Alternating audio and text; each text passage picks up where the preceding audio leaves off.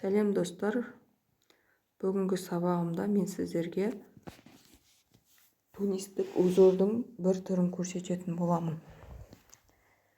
Ол үшін крючогымыз ұзын болғаны жақсы.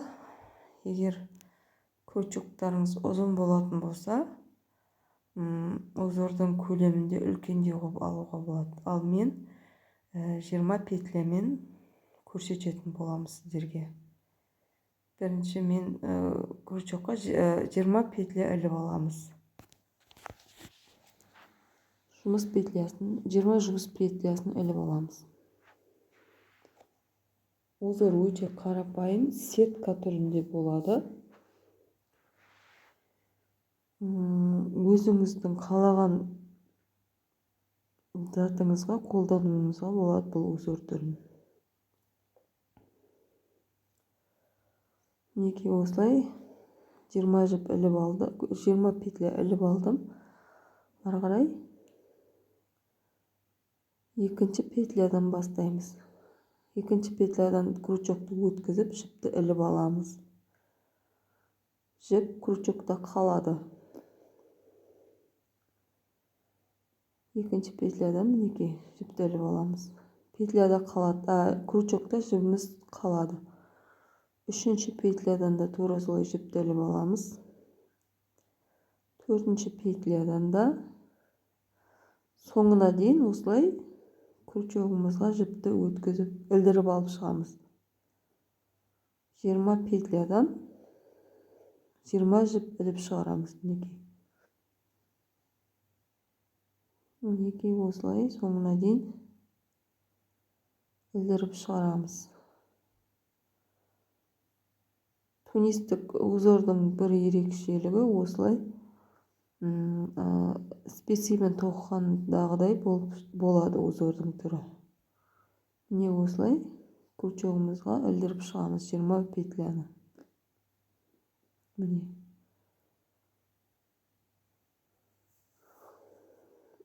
Петлямыздың саны жұп болғаны дұрыс, сонда узор дұрыс шығады. Мінекей санап алайық петлямызды.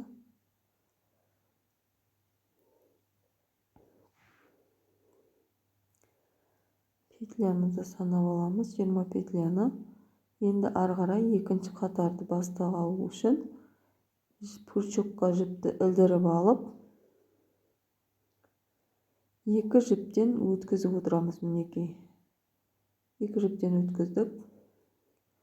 Крючокқа жіпті ілдіріп, тағы да екі жіптен өткіземіз. Крючокқа жіпті ілдіріп, екі жіптен өткіземіз. Жіпті ілдіреміз, екі жіптен өткіземіз. Осылай соңына дейін өткізіп шығамыз. Крючокқа жіпті ілдіріп, екі жіптен өткіземіз. Ілдіреміз, екі жіптен өткіземіз. Ілдіреміз, екі жіптен өткіземіз. Бұл тунистік узордың бірінші қатары осылай тоқылады негізі, ал узорымыз келесі қатардан басталады. Осылай соңына дейін жібімізді өткізіп аламыз.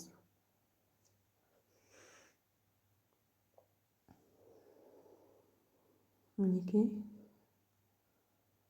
соңына келіп қалды. Міне екі жіптен осылай өткізіп шығамыз. Міне соңғы жіп өткіздім. Енді жібімізді тартыңқырап, бірінші емес, екінші емес, үш петля столбикті тастап, төртінші столбиктен бастаймыз. Столбик жеке-жеке көрініп тұр өзі, қарасаңыздар. Төртінші столбиктен жіпті өткіземіз. Крючокқа жіпті ілдіріп, тура сол столбиктен қайтадан жіпті іліп алып шығамыз. Іліп алып шығамыз. Крючогымызда 3 жіп болу керек. Келесі бір жіп столбикті тастап кетіп, келесі столбиктен де тура солай жіпті ілдіріп алып шығып, айналдырып, тағы да жіпті ілдіріп шығып, 3 жіп шығаруымыз керек. Bir жіп тастаймыз. Күрчөктү столбиктен өткізіп, іліп шығып, айналдырып, тағы да іліп шығып, 3 жіп шығарамыз. Мінекей. Bir жіп тастап, келесі столбиктен тура солай жасаймыз. Bir столбиктен 3 жіптен шығаруымыз керек. Соңына дейін тура солай жасаймыз. Bir жіп тастап, bir столбик тастап, келесі столбиктен 3 жіптен ілдіріп шығамыз. Мінекей. Bir столбик тастап, келесі столбиктен ілдіріп шығамыз. Іліп шығамыз, айналдырамыз. Қайтадан сол столбиктен іліп шығамыз. Тағы да bir жіп тастап, келесі столбикке тура солай 3 жіп ілдіріп шығамыз.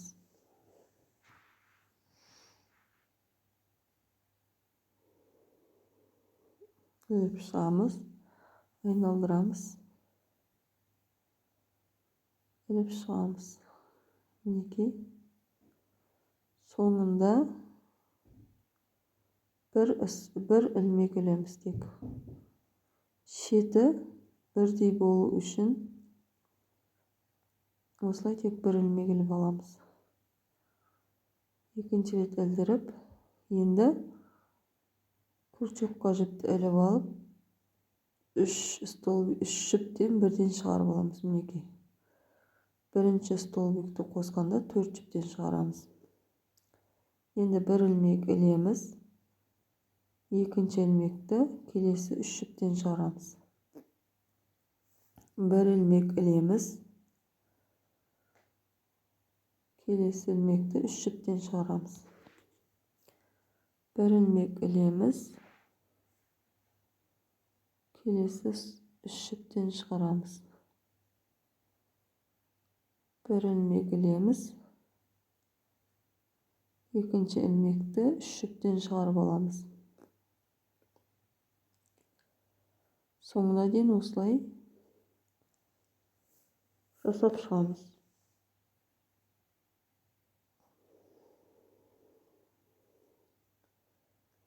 Bir ilmek іліп аламыз. Екінші ilmekті 3 жіптен шығарып аламыз. Bir ilmek іліп аламыз. 3 жіптен шығарып аламыз. Соңында bir ilmekten шығарып аламыз. Жібіңізді тартыңқырап, қарап отырсаңыздар, арка пайда болады.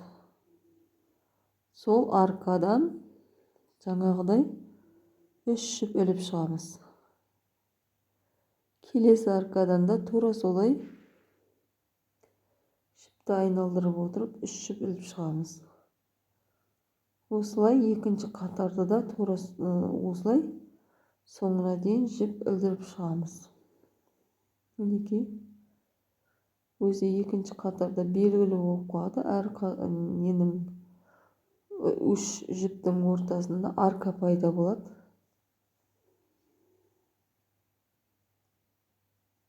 Сол аркалардан жіпті өткізіп алып отырсаңыздар болды. 3 жіптен, әр аркадан 3 жіптен ілдіріп алып отырасыздар. Мінекей. Соңында соңғы ilmектен bir ilmek іліп аласыздар. Ол жерден bir ilmek тағы да ілдіріп, екінші ilmekті ілдіріп аламыз. Екінші ilmekті 3 жіптен бірден шығарып аламыз. Мінекей. Bir ilmek ілеміз. Екінші ilmekті 3 жіптен шығарып аламыз. Bir ilmek ілеміз. Екінші ilmekті 3 жіптен шығарып аламыз. Bir ilmek ілеміз. Екінші ilmekті 3 жіптен шығарып аламыз.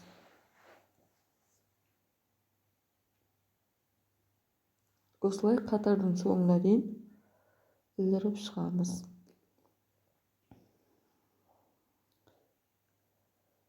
ilmek ilemiz. Екінші ilmekті sonuna дейін шығарып аламыз. Ilmek ilemiz. Екінші ilmekті 3 жіптен шығарамыз. Соңында bir ilmek қалады. Сол bir ilmектен ілдіріп шығамыз. Келесі қатар. Келесі аркадан басталады. Міне. Қарап отырсаңыздар, өзі белгілі болып қалады. Аркалардың арасы, узорлардың арасы ашық-ашық болып, арка болып белгілі болып тұрады. Сол жерден іліп алып отырсаңыздар болды. Бұл узор сетка түрінде болады. Мінекей 3 жіптен ілдіріп алып шығып отырасыздар. Мінекей.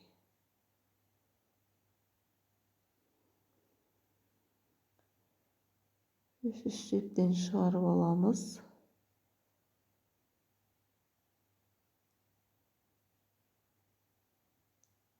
Келесі соңғы аркадан тағы да 3 жіп іліп аламыз.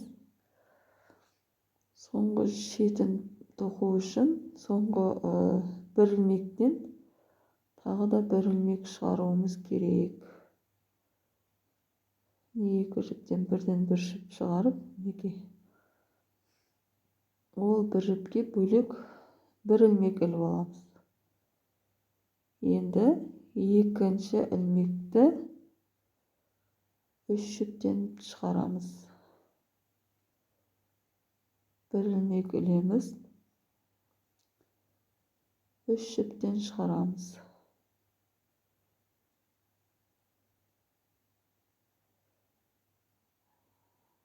Тағы да bir ilmek.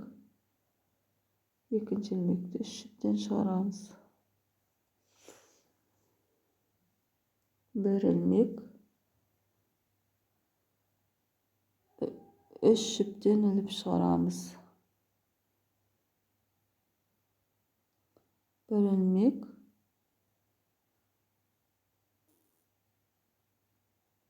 3 жіптен шығарамыз. Тағы да bir ilmek ilemiz de. Екінші ilmekті 3 жіптен шығарып, соңына дейін осылай тоқып шығамыз. Мінекей. Bir ilmek. Соңында bir ilmek қалады. Сол ilmектен өткізіп аламыз.